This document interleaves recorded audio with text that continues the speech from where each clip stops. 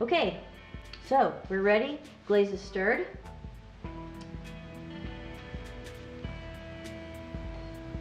I'm going to use this 2-inch. I'm not going to use a lot of glaze, but I'm going to create a drift, which is basically a long, wide section of glaze as opposed to just a vein. With this, you're trying to just sort of color the background, make it a little more interesting.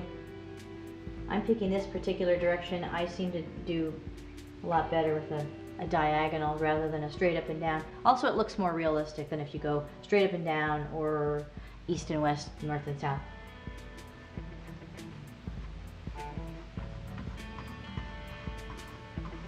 I'm just sort of thinking about it while I'm doing it. There's no reason to do it this slowly. If you know exactly where you want to go, then go there.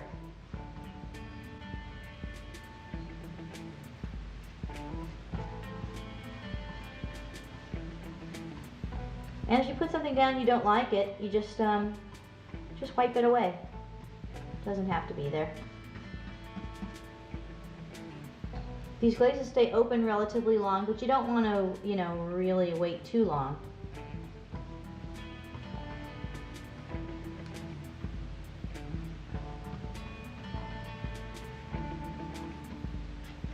Okay, so that's my lay-in pattern. I mean, that's my Sienna glaze pattern.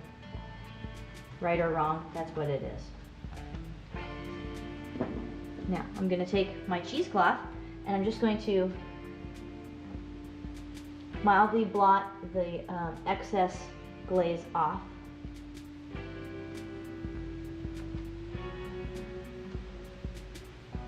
Oops.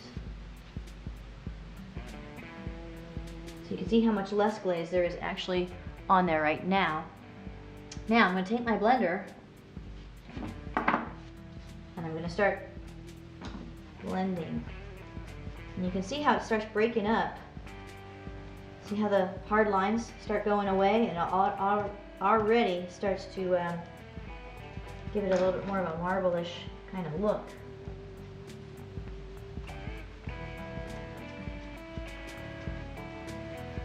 I'm keeping my cheesecloth close by because if I end up getting too much of this sienna glaze in an area I don't want, I'm going to wipe it out.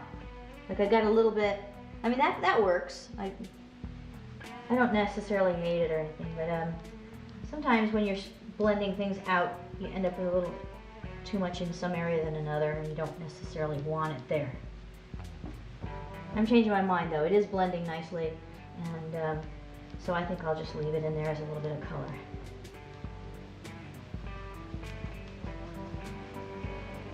Now when I'm using this blender brush, I'm not pushing down hard and I'm not going like this. I'm keeping it perpendicular to my surface. And I'm going like in a north to south direction and then an east to west. Or you can kind of do a full, you know, rounded, but you're trying to blend it in all ways, not just one way or the other. You blend it only one way or the other and you'll see those lines.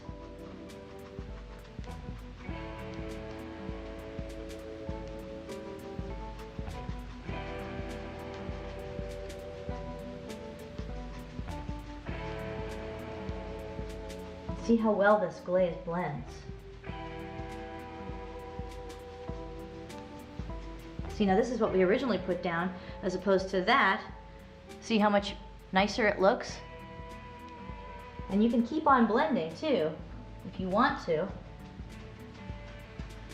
I'll show you something else that we can do here, which will also make kind of an interesting thing. Just blend this out first.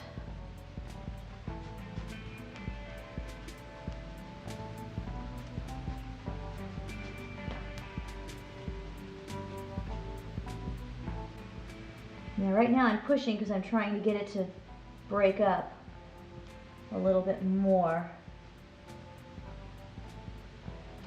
And once I'm done with that, then I'm going to go back and do my regular type of blend here.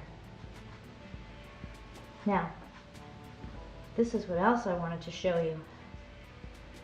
Take your spritzer bottle, which is full of water, And right now it's going to spritz kind of like this. See if you can see it. Pretty good size drops, not huge, but reasonable. I'm going to add a little tiny bit of water in here, which is going to break up the glaze in a few little spots.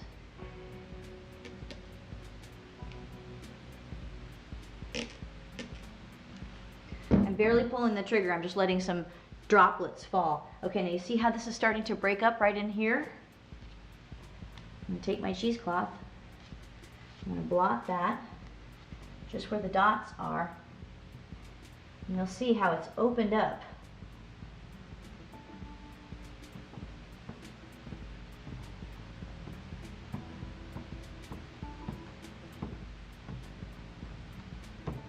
So now you got a little bit more interest going on. It's starting to mimic stone a little bit more.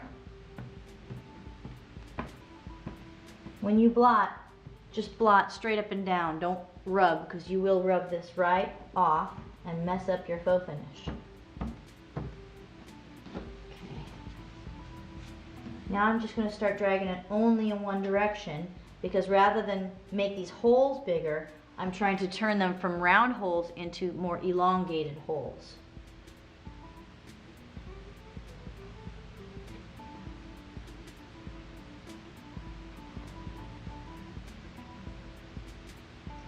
I'm pushing a little bit harder, but not much.